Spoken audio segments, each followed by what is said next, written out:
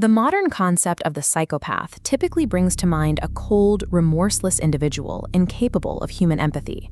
For decades, medical historians pointed to an 1835 diagnosis called moral insanity as the origin point for this exact psychological profile.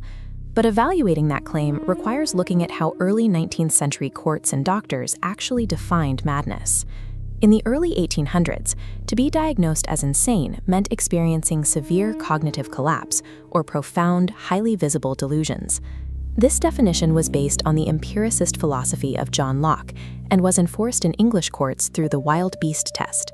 To be legally excused from a crime, a defendant had to demonstrate zero reasoning capabilities. They had to be entirely unable to understand their own actions. Under these strict rules, evil actions were legally recognized as the deliberate choice of a rational mind. Intellect, morality, and legal responsibility were completely bound together. In the 1830s, English physician James Cowles Prichard observed a different kind of patient in his Bristol asylum ward. He documented individuals whose intellects and reasoning were intact, yet their emotions and temperaments appeared completely corrupted. One of his defining case studies focused on a gentleman who suffered a severe brain concussion. Following his physical recovery, the man became deeply suspicious, volatile, and began recklessly spending his fortune. He exhibited a radical personality shift, but he never displayed a single intellectual delusion. Prichard formally introduced the diagnosis of moral insanity in 1835. He proposed a radical thesis for the era. A person's emotions and affections could be deeply diseased, while their cognitive intellect remained pristine. This diagnosis presented a massive problem for English law. If a criminal retained full intellectual knowledge of right and wrong, but committed an offense driven by a diseased, uncontrollable emotional state, the legal system had no framework to prosecute them. This theoretical conflict collided with reality in 1843. A man named Daniel Macnaghten assassinated the private secretary to the British Prime Minister and was subsequently acquitted on the grounds of insanity. The acquittal triggered widespread political panic. The press, the establishment, and Queen Victoria herself demanded a stricter interpretation of criminal responsibility to ensure public order. The House of Lords directly intervened. They convened a special panel of judges to establish a definitive, rigid legal test for the insanity defense. The resulting principles, known as the Macnaghten Rules, strictly stipulated that legal insanity required a defect of reason. The defendant had to cognitively fail to understand the nature of the act or fail to know that it was wrong.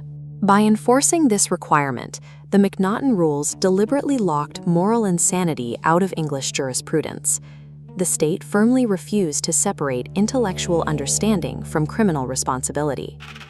Despite the strict constraints of the Macnaghten Rules, desperate defense lawyers aggressively pushed Prichard's diagnosis in high-profile trials throughout the 1860s, terrifying the Victorian public.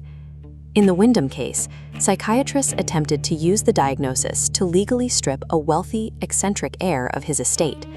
They pathologized his foolish spending and marriage to a sex worker, blurring the line between medical illness and simple vice.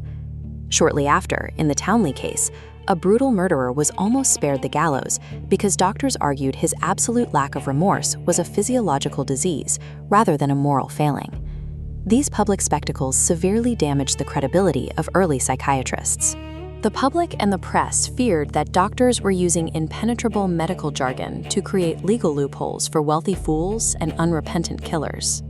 The limits of this diagnosis were tested across the Atlantic during the 1881 trial of Charles Guiteau, the assassin of U.S. President James A. Garfield.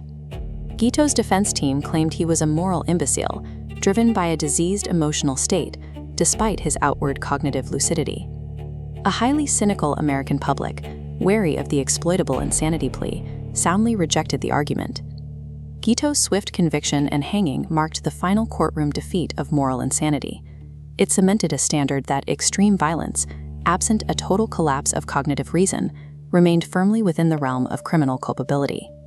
Subjected to endless legal defeats, the psychiatric profession retreated in the late 19th century. Doctors abandoned Prichard's highly subjective emotional framework, searching for tangible biological brain diseases and cellular degeneration. Yet, the entire Victorian panic over moral insanity was based on a massive linguistic misunderstanding. Modern medical historians have uncovered that the diagnosis was never meant to describe criminality at all. In the 1830s, the word moral simply meant emotional. Prichard was diagnosing mood disorders, not ethical rule-breaking. But defense lawyers and jurists hijacked the term. They conflated this outdated medical definition with the modern ethical definition to excuse unrepentant killers. Over decades, this bastardized courtroom definition of moral insanity was accidentally absorbed into 20th century psychiatric texts. It mistakenly birthed the modern clinical archetype of the remorseless, antisocial psychopath.